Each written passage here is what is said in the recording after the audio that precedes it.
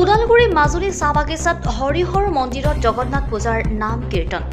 নোনাই চেৰফাং সমষ্টিৰ বিশিষ্ট সমাজসেৱক পংকজ মৌলিকৰ বিশেষ অনুদান। ওদালগুৰি মাজুলী চাহ বাগিচাৰ হৰিহৰ মন্দিৰত জগন্নাথ পূজাৰ নাম কীৰ্তন সহ ভক্তৰ সমাগম। বিগত 30 বছৰ ধৰি এই হৰিহৰ মন্দিৰত জগন্নাথ পূজা উৎসৱ উদযাপন কৰি আহিছে, কিন্তু এই জগন্নাথ মন্দিৰ নিৰ্মাণত কোনো চৰকাৰে অনুদান আগবঢ়োৱা নাই।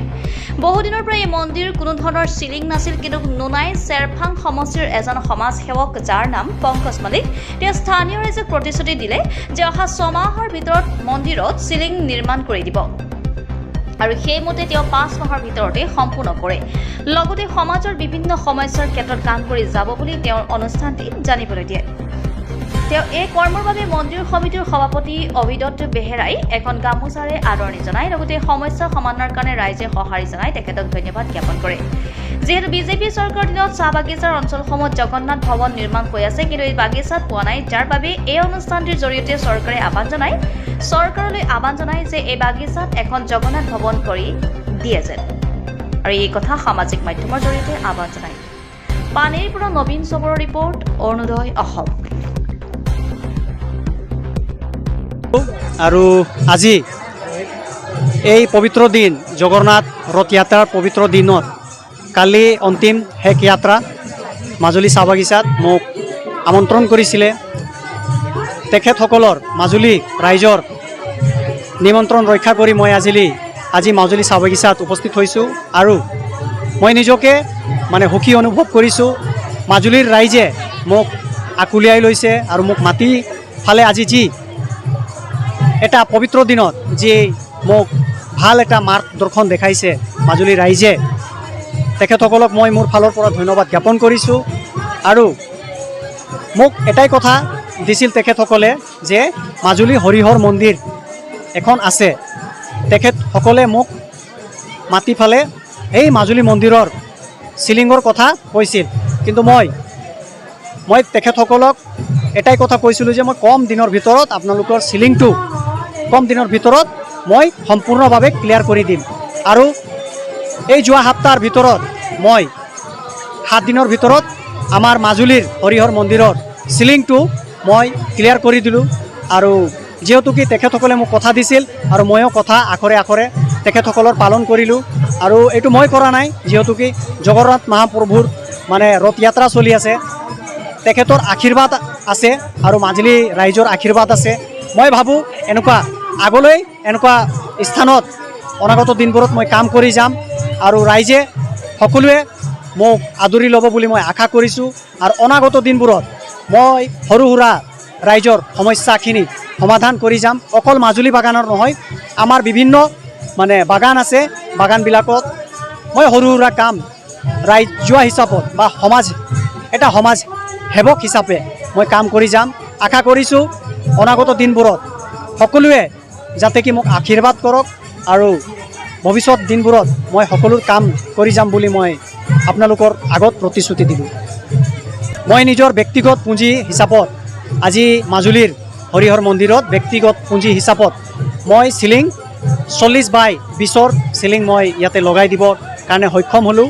আৰু আশা কৰিছোঁ অনাগত দিনবোৰত মোৰ নিজৰ পুঁজিৰে মই নিজে কাম কৰি যাম আৰু যিমান ৰাইজ আছে সকলো অলপ নহ'লে অলপ আশীৰ্বাদ কৰিব বুলি মই নিজকে সৌভাগ্যজনক বুলি ভাবিছোঁ। আৰু অনাগত দিনবোৰতো এনেকুৱাই কাম কৰি যাম সমাজত। সৰু সুৰা কাম, ইমান ডাঙৰ কাম কৰিব নোৱাৰোঁ, কিন্তু সৰু সুৰা কাম আপোনালোকৰ দ্বাৰা মই কৰি যাম বুলি আশা কৰিছোঁ।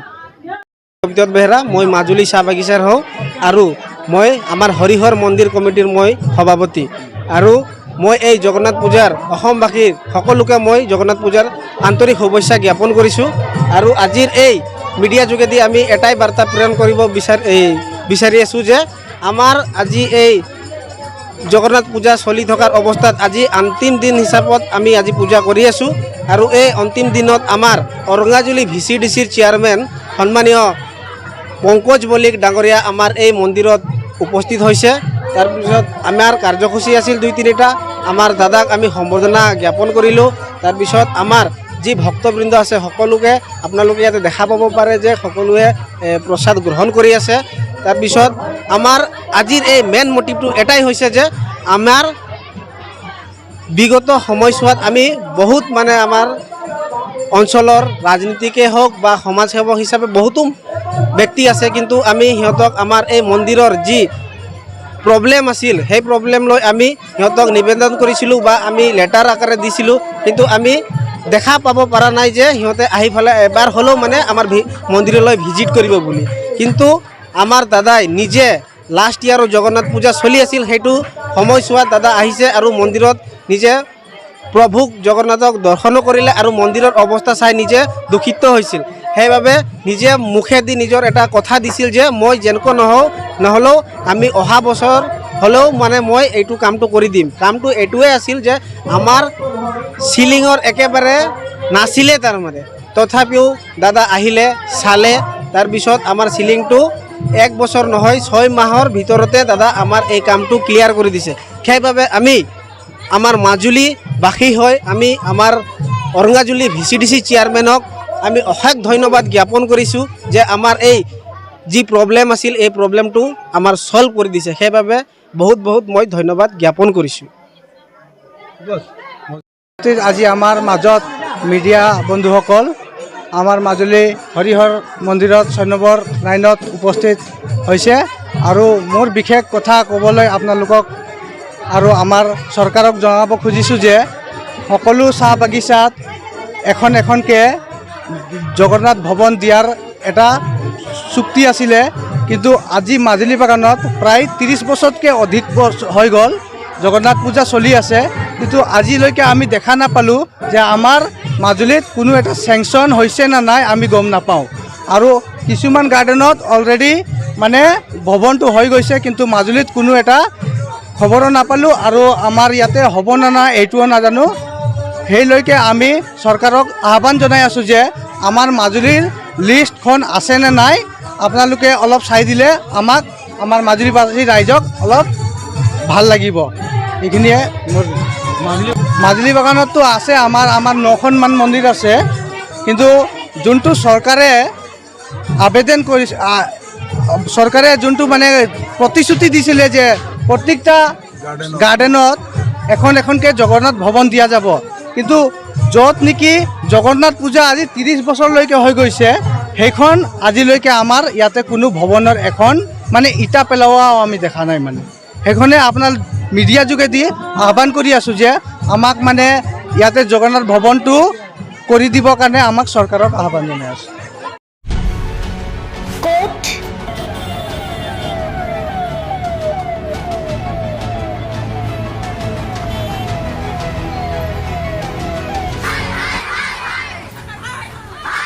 কিয় কেনেকৈ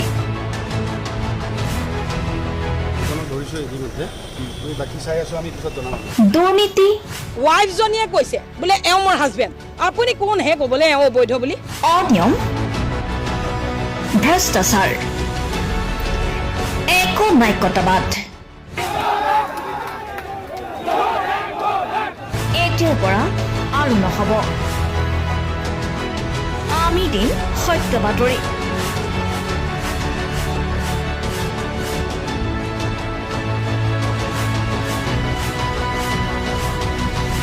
নিজকে সংস্থাপিত কৰাৰ বাবে শুদ্ধ ৰূপত নিৰ্ভীক নিৰপেক্ষতাৰে আমি সাজু। অসমৰ উন্নয়নমূলক যাত্ৰাই আজি এক নতুন দিগন্ত ভৰি দিছে।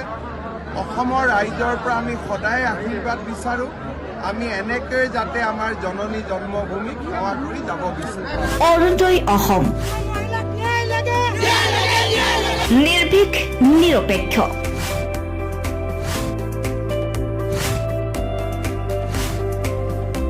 ৰাইজৰ বাবে ৰাইজৰ পক্ষত অৰুণোদয় অসম।